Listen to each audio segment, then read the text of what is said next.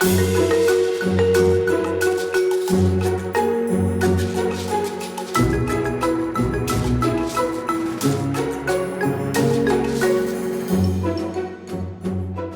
to another episode of Problem Busters, the podcast where we talk to people who have ideas on solving some of the problems we see around us. And it's been a little while since I've been here with my friend Jonathan. Hello, sir. Hello, sir. How are you? Very well. We've had a summer break, haven't we? Yes, we have. We've had a bit of a real summer in the old Britain. A lot of rain and a lot of sun. Yeah. Are you enjoying your backyard? Yes, I am. I've actually mowed it like maybe 3 times so far, just because so much water, so much sun. Good for you. Good for you. There you go. And so today we have with us a very interesting guest, Eva Bubla. Now, Eva is an artist currently based in Budapest in Hungary who deals with environmental and ecological issues. And I like that idea of being an artist and an activist. So welcome to the show, Eva. Hello. And I guess, Jonathan, we should, as we normally do, start with a bit about Eva and how she got to here, right? Mm-hmm. Take it away, Eva. Yeah, like how I got to the art practice, you mean? Or Yeah, just a little bit about where you're from and then how you arrived at the steps that got you to this kind of work. Yes, so basically I think I couldn't answer the question like how art came to my mind because it really feels like it has always been there. So as you said, I'm based in Budapest and I'm from Hungary, and I've been close to art ever since being a child. But the practice that I'm following now or what I'm doing now is actually, I would say it's rooted in Indonesia, because that's where I started to deal with environmental or ecological issues. So between 2011 and 16, I was living in Indonesia, first with a scholarship to study at an art university there, and then I stayed longer. So I would say like that was the moment or those experiences kind of pushed me towards this direction where I wanted to deal with environmental issues not only as citizen, but also as an artist. Nice. So during those 5 years in Indonesia, was there a standout moment which sort of said, okay, this is why the environment is so important? Was there anything that you saw impacting yourself or anybody else which sort of sparked the interest in the environment? Actually, between 2011 and 13, I was studying at the university, and we had a university task, like one of the courses, which was called experimental art. Then we had a task to form groups. So that was also actually a moment where I was asked or inspired to work together, because I used to study painting before at the university in Hungary. So, and painting, it's a kind of solitary process, or how to say. So mostly I was doing it alone. But then we were asked to form groups, and there was a location that was given for the project, which was the beach close to the city where I lived or where we studied. But there was no specific instruction on what to do or kind of what materials to use, only that we were asked to use materials that we find on a spot. And for me, that was one of the turning points, because then already before that, with local groups or local communities, we were working on cleaning, let's say, riverbanks or certain areas in the village where we lived. But as an artist, I didn't deal with it before. But in this work, because the location was given and the idea of using the materials that you can find there, and you could find a lot of rubbish on the beach, then it was kind of obvious to use that. And this was one of the first experiences that I would say, or I always mention when they ask me when it started, But it's also important that it was like 9 years ago, and since then, my perspective on this topic changed a lot, like different experiences. In present, I would not use rubbish as a material or plastic waste as a material for artworks because I find it very contradictory. But that time, that was a moment of inspiration or turning point, I would say. Wow. Were you surprised by the amount of rubbish that was showing up on the beaches at that time? Of course I was. Then later I also realized that there is this question of visibility. So we have better infrastructure here, maybe, and better services to take the rubbish away. So it's not visible here how much we produce.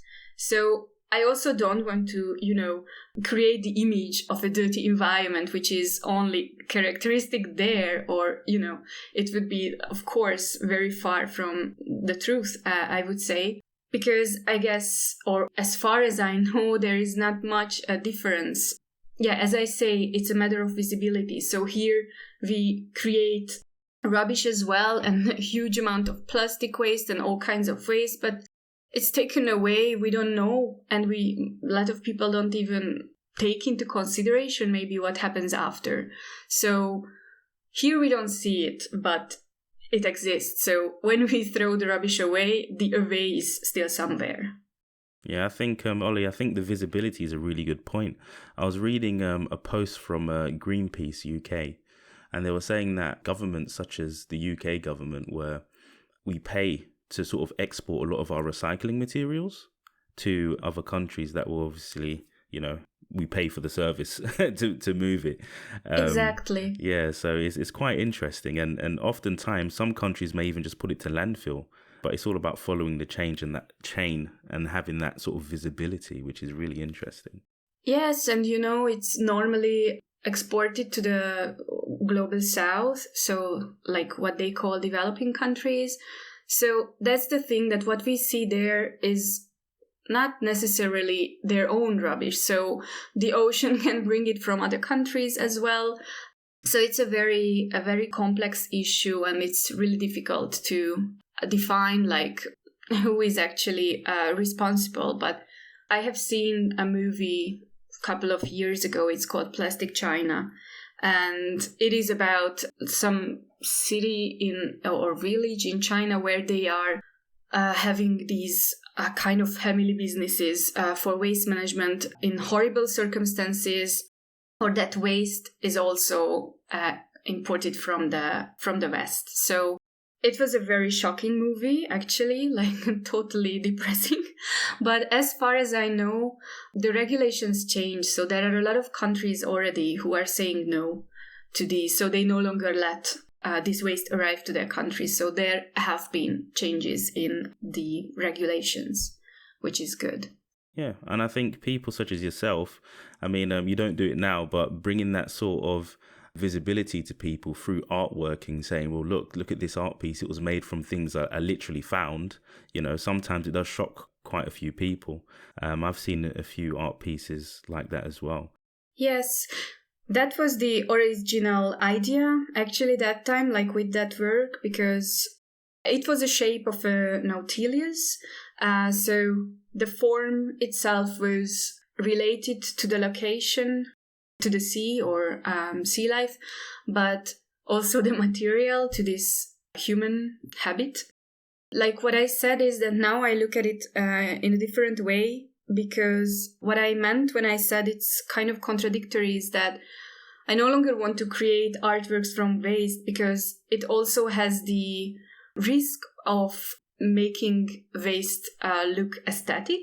So it's a very contradictory message. So I chose to go in a different direction. It was really, as I said, it was a turning point, but at the moment I have different perspectives on it. That's very understandable. If you don't mind me sort of tracking back, you were studying art in Indonesia. What was your earliest sort of memory of you being interested in art? kindergarten. Oh. and I'm like, my first memory, now that you ask this question, the first memory that came to my mind is that I'm sitting at this small table at the kindergarten, and I'm drawing one of the tales, like, for children. So I guess then, like, at kindergarten, I was always the kid who is drawing and doing these kind of things. So, isn't it cool to think that it starts there?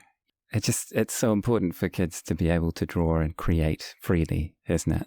It is. It really is. Funny enough, my earliest memory of kindergarten was a friend of mine, who's still a friend to this day, actually. I think he's a surgeon now. He handed me a AOL software disk, and I remember taking it home. I don't know, which is weird now because I'm in software, but it was just really weird at the time. And I was like, oh, wow. And I didn't even know what it did.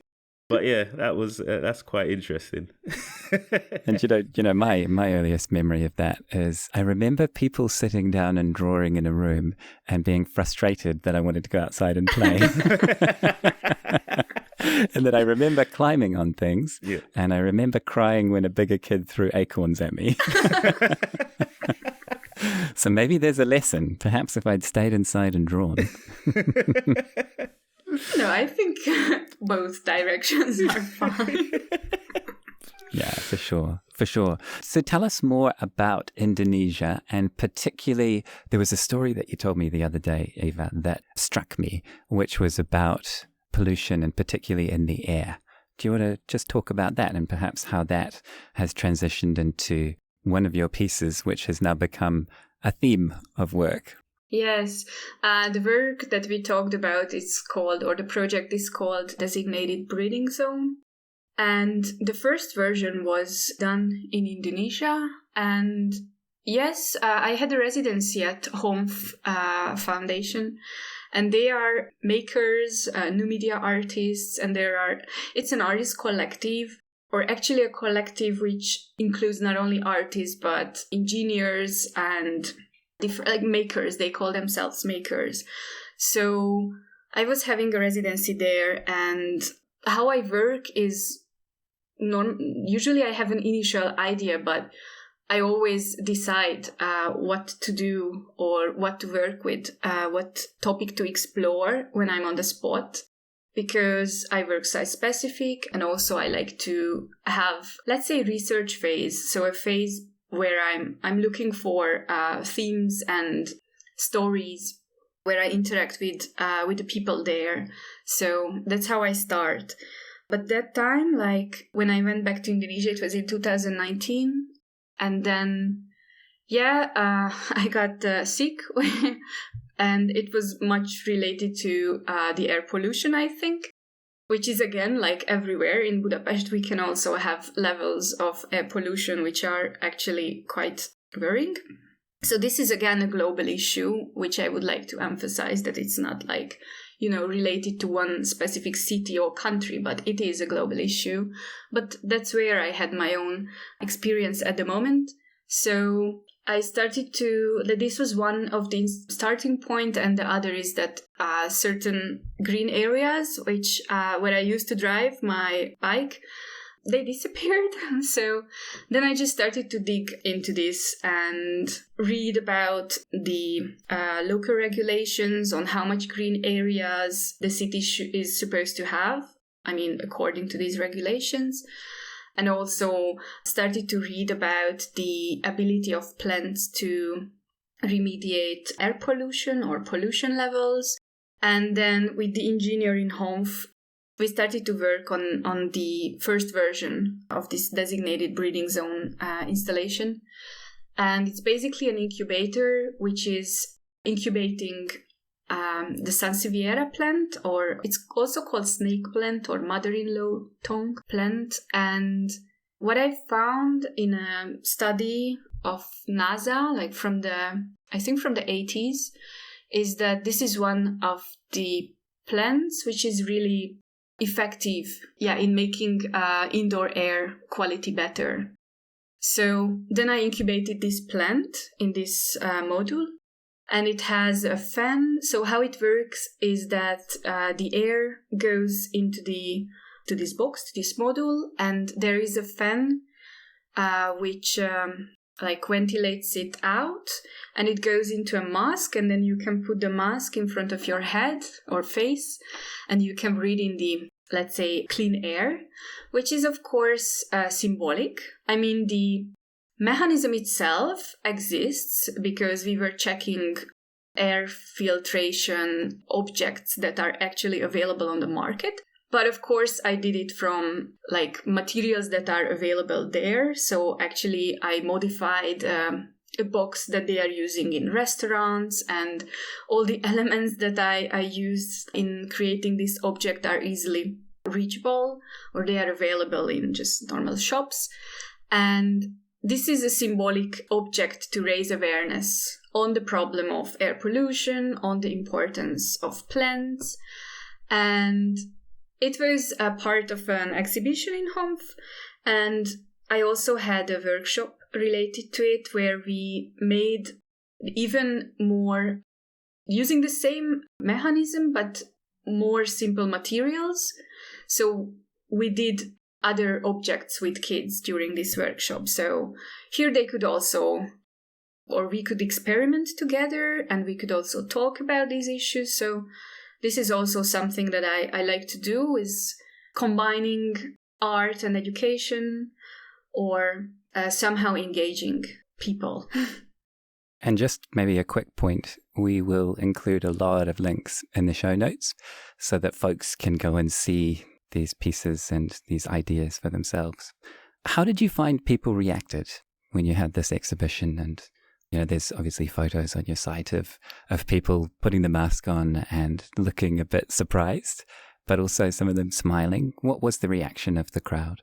I think it was generally like very positive feedback because, as you say, like they were kind of surprised, the picture of a surprise and what is this and why and how. So it raised a lot of questions in them.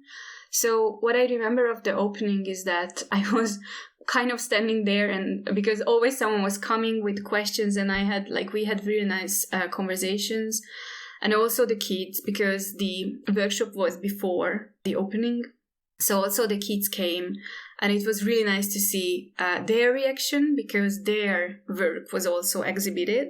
And it was, for me, a pleasure to see how they react in this space and how they relate to this topic.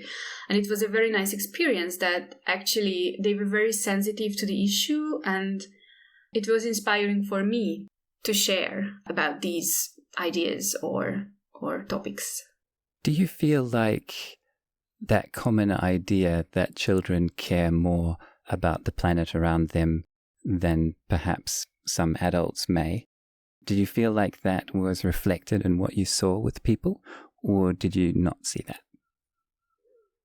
Well, if we're talking about the people who come to the exhibition, I mean, I don't think it's representative, or how to say, like, because it's already a selected group of people who are coming. Like, those people will come who are interested in it.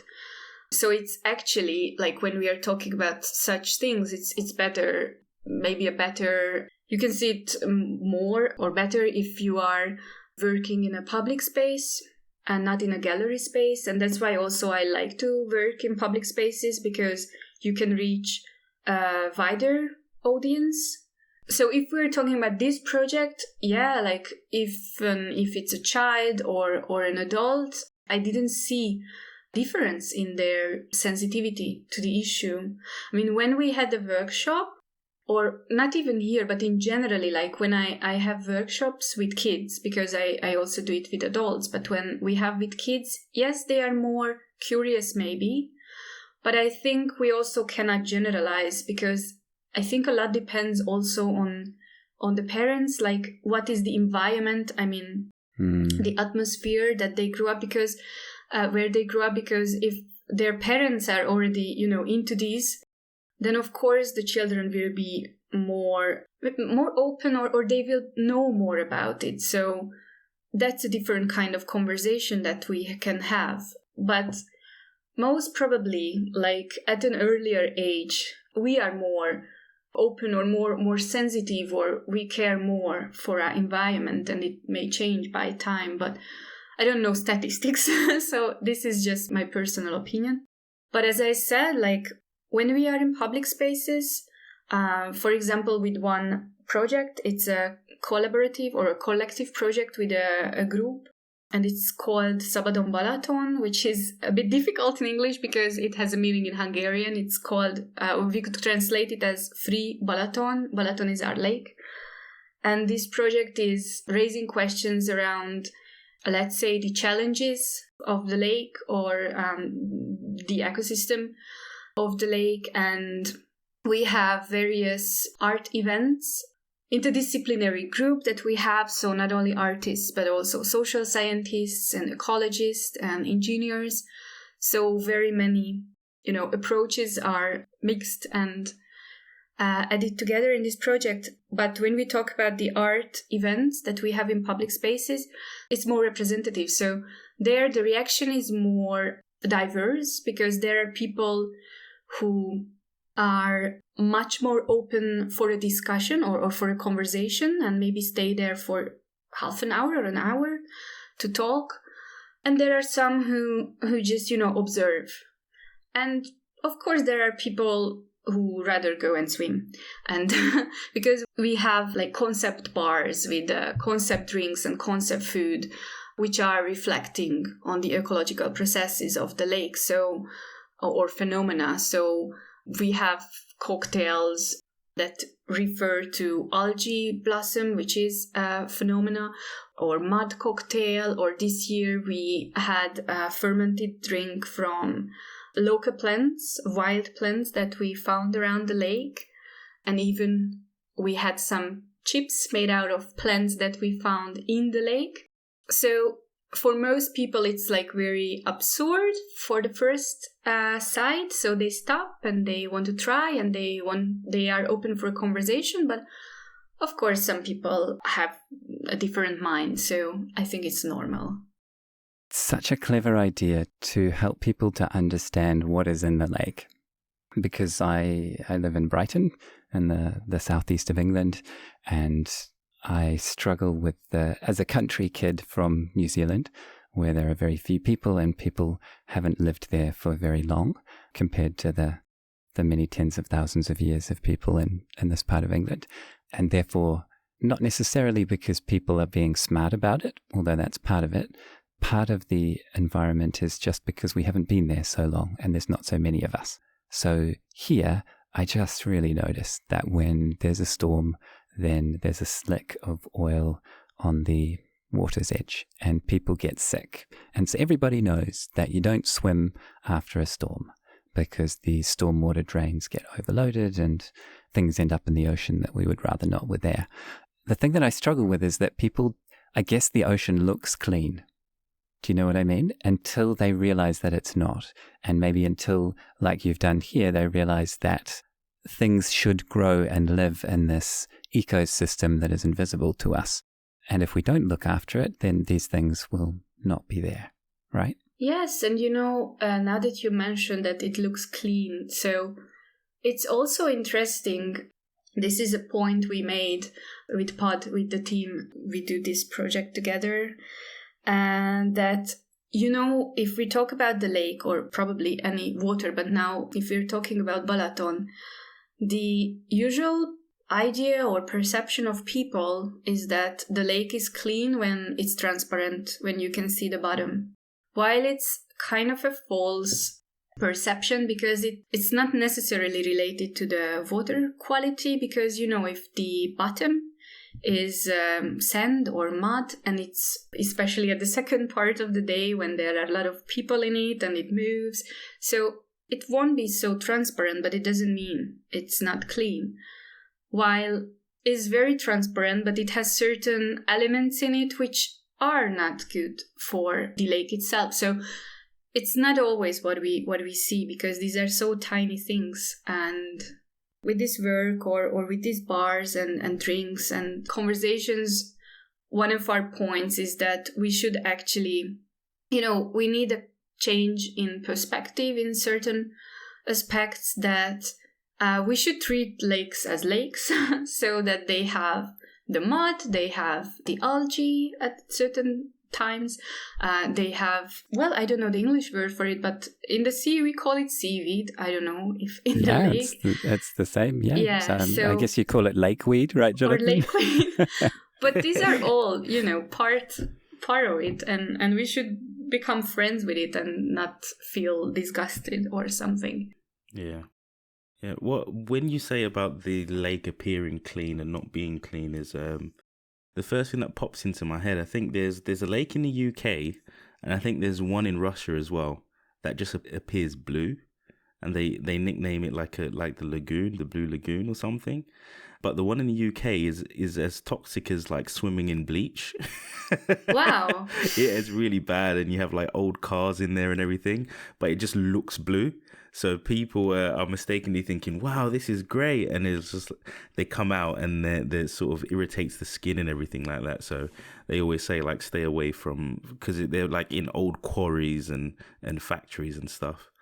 You always need to think before you jump in, and looks can be deceiving. Yeah, there's quite a few websites, aren't there, in terms of safe to swim, that have popped up in different countries. Yeah. Just on the piece of children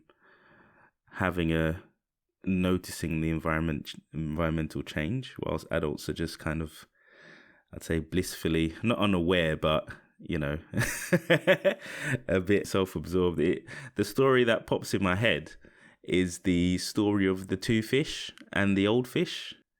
So two fish are swimming, and they see an older fish, and the older fish sort of nods at them and says, "Whoa, isn't the water great today? How's the water for you guys?"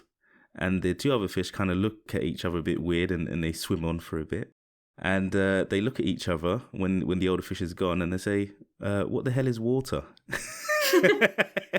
Okay. So if you think about it, if you flip it the other way, it would be the two older fish swimming along, and the younger fish will say, look at the environment, and you're like, what do you mean? What's the environment? Because they've been around it, they've been in the environment and using and buying plastic and doing all these things that are unnecessarily great for the environment, but they don't realize the impact. Whilst the young fish would say, well, this is all brand new. This is all nice. And look what you're doing. Doesn't this affect this? And doesn't think, this system affect that? So, it just kind of sort of popped in my head. Nice story.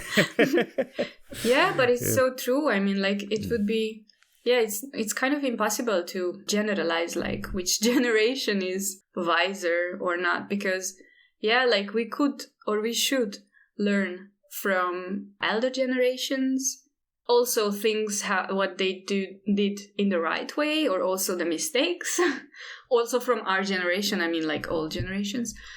Yeah, but we should keep the curiosity of children. Because I think, like, if we are curious, that can be used as a tool to explore and understand. Yes. Do you feel that things are improving? Because you've been working in this area for some time, right, Eva? Do you feel like people are, I don't know, a good way of putting it, waking up to the idea that we live in an environment and it's a closed system and we affect that environment, and perhaps starting to become more aware of their impact environmentally by the way they live? Or do you think that things are fairly similar as they were some time ago? I think it's a difficult question, what we can consider as improvement, because what I see is that there are more and more people who are paying attention to what they do or what their impact is. But it's not as simple as that. I mean, that's a usual, well, not a debate, but a usual point. Like, is it actually enough if we citizens are becoming aware and we are paying attention on what we do and what we consume and how we live, when actually the problem is caused by, like, companies? So there should be a change on a corporate level and on governmental level. So it's a difficult question because of this. On those higher levels, most probably there is not much improvement, or, I would say not enough. But also what I believe in, what I always say and what I believe in is that me personally, I don't want to wait for government or others anywhere else, because I would do what I can do, even if in the end it's not enough. So I think many people don't have a very positive perspective on this. I mean, like where we are heading to. But I really want to live with the idea that I do my best. And if everybody is, or if more and more people are trying to do their best, it may lead somewhere. So that's what I believe in as an artist and as a like, like a citizen as well. I think that's important, right? And I think that's really honorable. My grandma used to tell a story of berries on the bush. And she used to say, if everybody took a berry off the bush, then very soon there will be no berries and then no bush. And so I understood from a really early age that we should always leave some so that there are more plants and more animals and so forth, and more fish in the future. And my entire life has been environmentally aware. And I am also an outrageous optimist, right, Jonathan? So I feel like I'm seeing lots of signs of people caring. Of course, it's also feeling quite late to start caring, but we all need to live the best that we can, right? That's a great way to be. Exactly. And because now we're also talking about problems and solutions, but what I realized, I came to the conclusion, because I was often using this word solution. So with the art to find a solution for certain problems, and maybe it's too big word or expression. So because we cannot solve certain problems, but what we can do is like, now I'm talking about like as an artist, is we can raise questions, we can start conversations, we can think of alternative ways. If we're talking about design, maybe it's more, design and technology. It's really like with design thinking, I suppose it's more really about like, okay, there is a problem, what is the solution? So I really like this approach as well, especially like, when designing objects or installations that have a certain technological element, like this designated breeding zone that we were talking about. But in general, art, with the majority of art projects that I do or what I see is that, like the first step is that you start to talk about things, you start to raise questions, and maybe the first step is, or one thing that we need to learn is to adapt to whatever is around. Because let's say if we talk about climate change, or there are parts, like, there are things we won't be able to solve or to turn it back to a certain point. So what we need to learn is actually to adapt even to the unknown. And with art and with the games and with certain methods in art practice, you can develop this flexibility for adaptation, or for a different mindset, or for the love of beings around. And I'm not only talking about like human beings, but also non-human beings. And of course, there are projects which I really look up to, which are combining really art and technology, and I'm really looking for solutions to certain problems, even on a local scale. So we don't need to think immediately globally, especially that everything is having an effect later. So, can you give us some examples of things that you have seen, ideas that you've heard about? Now the first thing that comes to my mind, but I won't be able to recall it perfectly, is one collective called Superflex, and they are having, or it's an older project of theirs, but they had a project in, I think in Tanzania, where they were installing biogas. So I tell you, I don't exactly remember how it was, but there are these movements where art is actually not about like creating something beautiful for a gallery space, but it's understood more widely. So it's basically more, if we're talking about these solutions, I think it's more solution focused. And I think technology has a strong point here, or it's a strong part of it. And this is really central to one of the reasons that you got excited about this podcast project, right, Jonathan? Because you are an engineer and understand the built world in a way that I appreciate the surface of, but don't really understand what's happening underneath. But I love talking to you about these things because you get it, right? And you can kind of see what can be done with it. Do you know what I mean? Yeah, it's really interesting because architects sort of have that sort of artistic. I mean, there's the whole thing like you ask an engineer to build a house and he'll create a box, and you ask an architect and they'll sort of match it to the landscape and have these artistic visions that need to be put into into fruition, right? So the two work and have a good balance. And I think when it comes to sustainability, I think in general, art and artists, I think if you think of, I guess, like Leonardo da Vinci and a lot of the designs that inspire a lot of solutions that we have today, like helicopters and stuff like that. And even more recently, if you think about things such as Star Trek, you get the flip phone, like the little mobile phones, microwaves, voice activated computers, these kind of things from different forms of art. I don't even know if I'm getting the saying right. Is it life imitates art or something like that? Or I don't know which way it is. But in this case, and in Eva's case, I think the ability to inspire somebody to create a solution is quite invaluable. And I think, Ollie, it touches into your field as well in terms of product management. I mean, all products ideally start from an idea.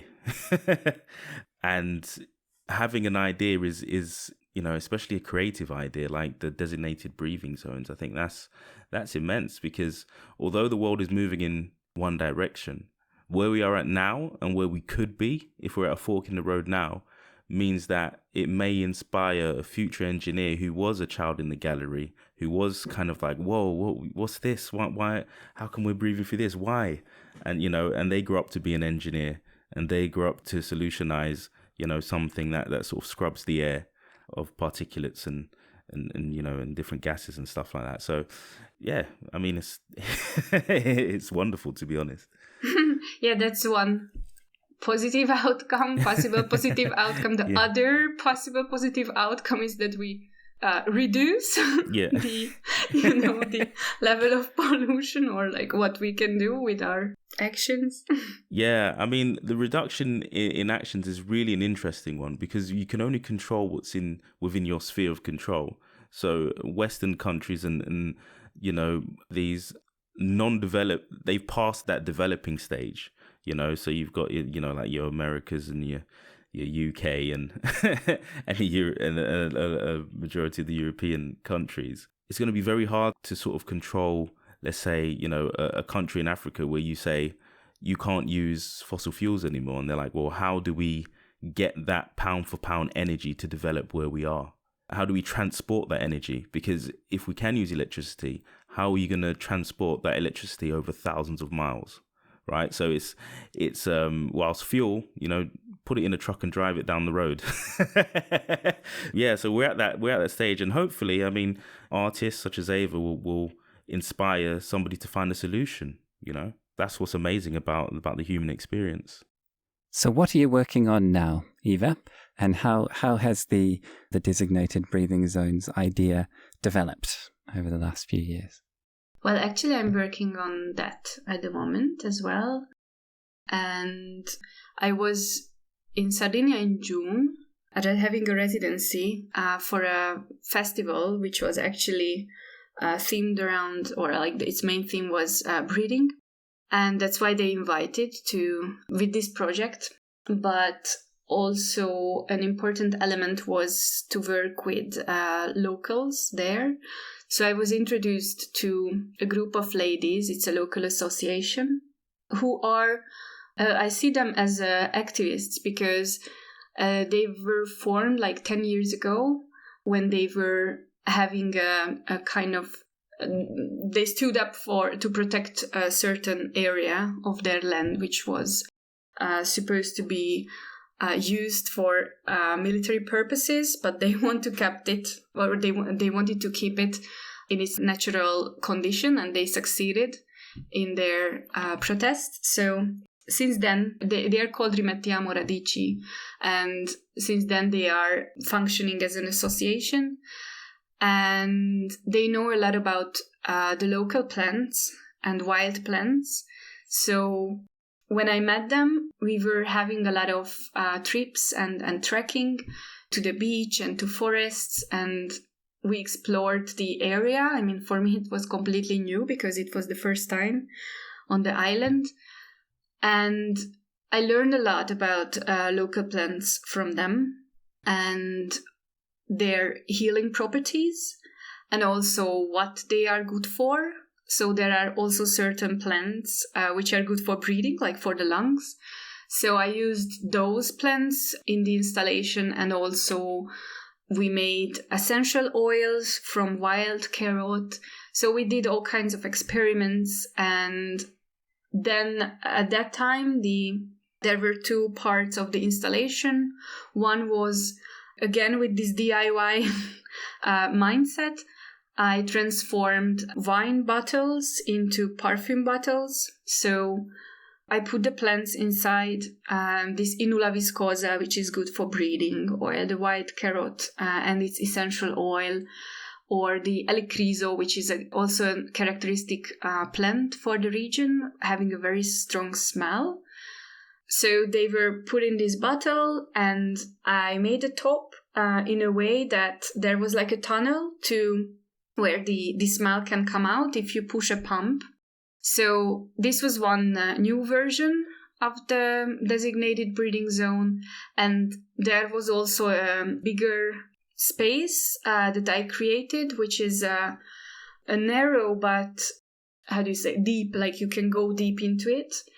And in the beginning it's high, and then it's getting lower and lower, so you are more kind of walking into this atmosphere. And there was an upside down garden of local plants installed there. So basically you were walking into these local plants, and you could disappear, because in the beginning you were still visible, but if you really went until the end, then you found yourself inside these smell or scents and plants. So this was the latest version, and that was also in the beginning of January here in Budapest. It was still a lockdown, and I was having the chance to make a public art installation in the street, one of the streets of Budapest, and that was a version where I was using somatic practices. So basically I used one existing breathing practice and also just made up one, which is helping us to calm down and to regulate our breathing, and also to connect to the environment and to the elements of the environment that are around us. Because what I saw, or what I experienced that time, is that people were really scared of the disease, and because of that they were scared also of each other. So this feeling of alienation grew, and it was also very gloomy because it was January, winter. So I wanted to somehow create interaction, and maybe even if not among people, but to kind of have a practice which they can bring home. And even if they don't do it on the spot, because it involved movements and also like a specific breathing technique, but even if they don't do it there, they can do it at home if they are shy. So it's something that you can bring home, and something that doesn't end at the object itself, I would say. So these were all the different versions, and now I'm making a new one, because in a month there will be the Bucharest Biennale, where I'm participating and representing my school, the doctoral school of the Hungarian University of Fine Arts. So now I'm thinking what exactly to exhibit from these there, and how to make it, or how to fit it to that specific space. That's so cool. You know, something that really strikes me is how an inspiration can lead to an idea, and how that idea can be relevant in so many different places. Which city was it in Indonesia that you were living in? I forget. In Yogyakarta. It is in central Java. Right. Can't think of much more distance between that and rural village in Sardinia, and yet the same idea is still, the same themes still true, Yeah, I think it's totally a global issue. I mean, like both breeding or air pollution, or even, when we think about plants and their role and our role as a human in this ecosystem. So these are, in a way, universal issues, and there are specific locals, I don't know how to say, but like each place is different in one way, and there are different issues, but kind of the root cause is the same, and sometimes the outcome is the same as well, if we talk about air pollution, for instance. So what would you say to people who are listening, who are thinking, what can I do to do my best to improve things around me, from what you've learned in your process? Well, I think there is a long list of advices, like really practical advice that we can find on the internet or anywhere, like, don't use plastic, or, I don't know, close the tap when you are washing your teeth. But I would not focus on these at the moment. I mean, because really this is very easily approachable, and I think many people are already aware of this. But let's say the starting point, or the, how to say, like what I more and more believe and focus on is that the root of all of this is that we should develop our connection with the elements of nature or the elements of environment around us. And I think if we try to see ourselves as part of this system where we are not above, or so, I would say, like, what I would wish is that these power struggles or status struggles disappear from the world, where you don't want to be, the ruler of everything, but you just want to collaborate with people or collaborate with natural elements. It may sound a bit idealistic, or I don't know what's the proper word, but if we really develop this skill of being sensitive to the environment and empathetic, then I think it really has an effect on our decisions. So then those decisions can have an effect on our actions. So first of all, I think, just let's be humble and appreciate what is around, and, just take care of it. And I'm talking about humans, and I'm talking about non-humans as well. I feel like a better person just from listening to you talk. Yeah, okay, maybe I'm just a motivator, or I don't know. But I hope that what I do is also, it doesn't just sound nice, but I'm trying also to live up to it. Well, something that I noticed from looking at your work is, maybe it's just my experience of artists. Art is quite difficult to create a career out of, in my experience, right? Perhaps you agree. And there are so many talented artists who don't get the opportunity, or perhaps the way to be seen by people, and so many that don't find funding for their good ideas for years sometimes. So to look at your work, I look at it and I think, this is really high quality. And what I mean by that is the construction, the design, the finish, the ideas. It's very refined, and it appears, to me at least, I don't know about you, Jonathan, like each of your pieces have been the product of a large team of people, not one person working with some locals. So I just give you a massive high five. You achieve a lot. Well, actually, there are projects where it's not only me. So it's true that there are projects where more of us are working on it, and there are solo projects where it's me. And for me, it's also funny because what I learned is painting, but actually I do everything but not painting. So I teach myself how to use certain softwares for design, and I love to use my hands, even if it's do manual work in a garden, or I don't know, work with metal lately. So I enjoy learning new things, and also I think one of my hobby is to leave my comfort zone and to when I was like there was a time when we used to live together in Indonesia with a friend of mine and a collaborator, Lili Talp. She's an Estonian artist. So there was a period when we lived and worked together. Now all of us are in our own countries, so it's different. But then we always laughed that whatever idea we had, the new idea was always something that we had no idea how to do. But then we pushed ourselves to learn how to do it. And I like this kind of experiences where you have an idea, you still don't know where it will lead you or how you will actually realize it. But you are, I don't know, like passionate enough and crazy enough to go for it and do it. Because as you say, like, yeah, there are a lot of people.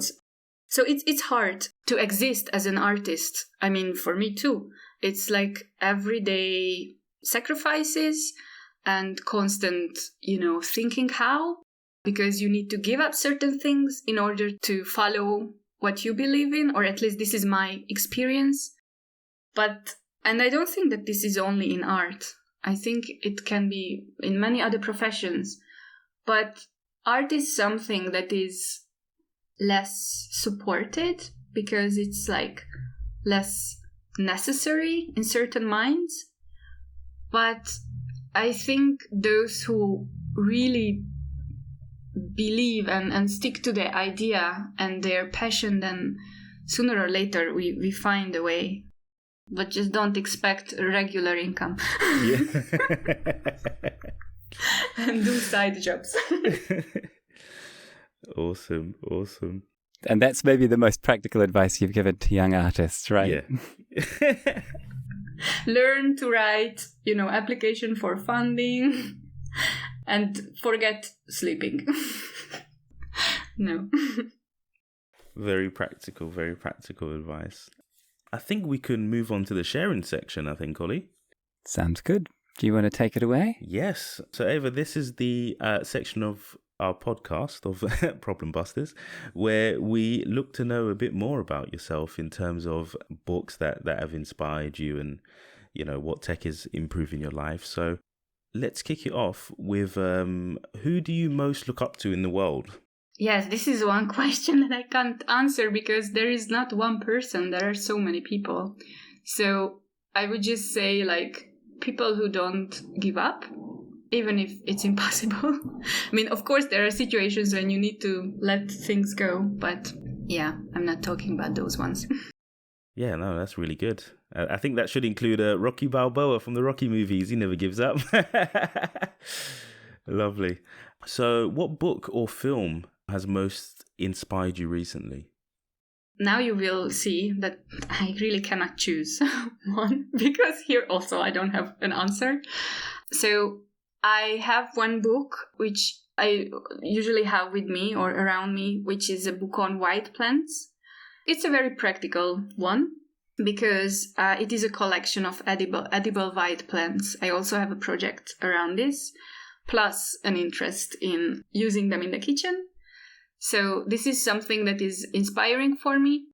And also I read a lot of books on psychology or self-development. So those, the one that I'm reading now is about emotion regulation and certain practices, like practical, like instructions or how to say, like exercises, which is useful for me as well, but I also use it or turn it into my art objects. So when I was talking about the public breathing practices with the instructions on shop windows, and of course there are art books where there are projects, or it's a collection of projects on art and ecology, and those are also inspiring.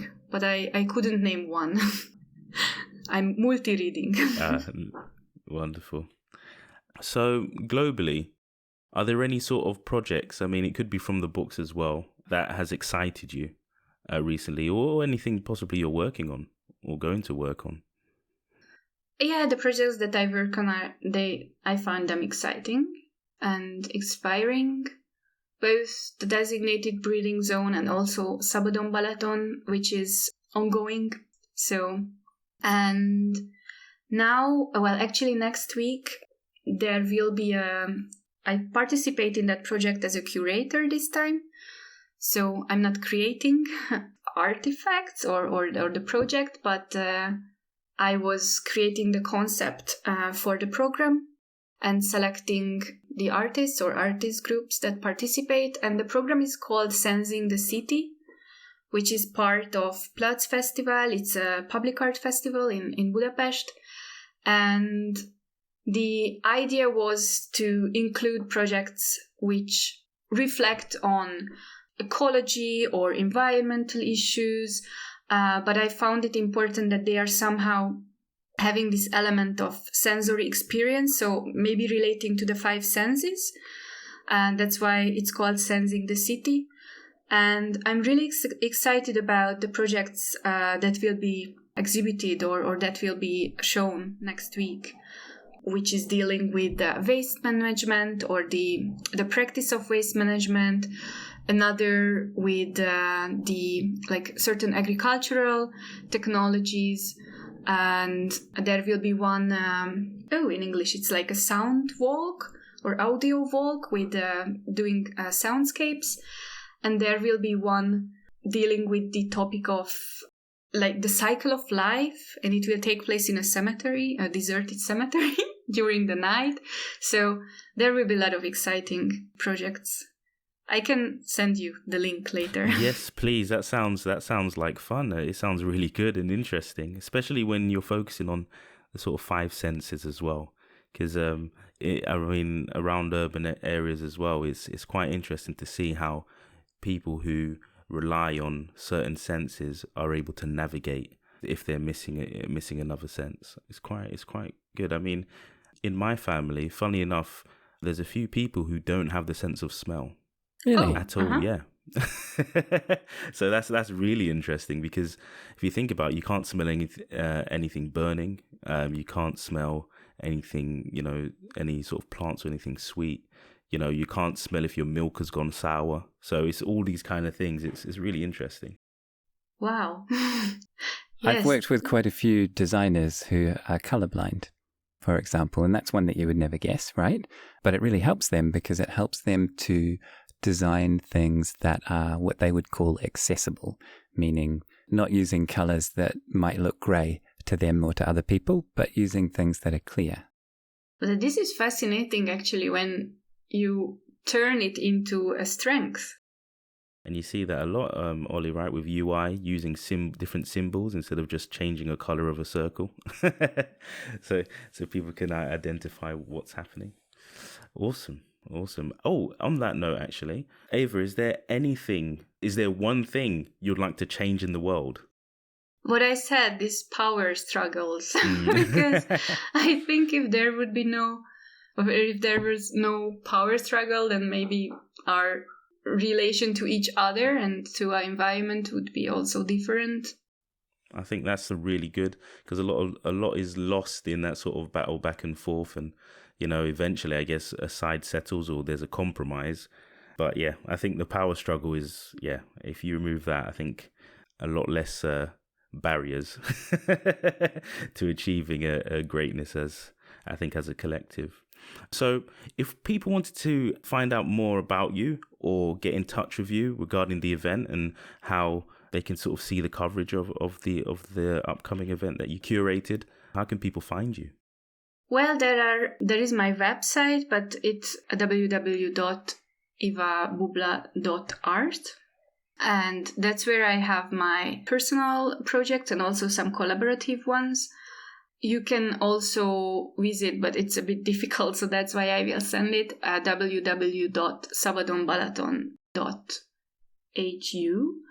And that is our project related to the lake. And the festival, which is happening next week, that's Platz.hu, I think. Yes. Perfect. Thank you very much. Those will go into our show notes and they will appear on the Problem Busters website as well as in our show notes on all major streaming platforms. And there is actually, if you go onto Eva's website, there's an interesting project related to a mask that everybody can go and click and have a good look at. One of my personal favorites. Yeah, it's so cool, that one. Yeah, it really is. So, Eva, I'd like to thank you for coming on to this episode of Problem Busters. I've learned a lot and it was really amazing. Thank you also. I really enjoyed our conversation. It's inspiring. So, yeah, thank you for giving us the time and for sharing what you've shared. And I hope it inspires people to create, to chase the things that they care about, to be brave enough to make a little difference each day. Let's do that. So thank you for tuning in, folks. And there will be more, won't there, Jonathan? We're back after summer, but we've got some really good episodes coming up. So thank you, Eva. Thank you for listening. And don't forget to subscribe. Until next time. Ciao.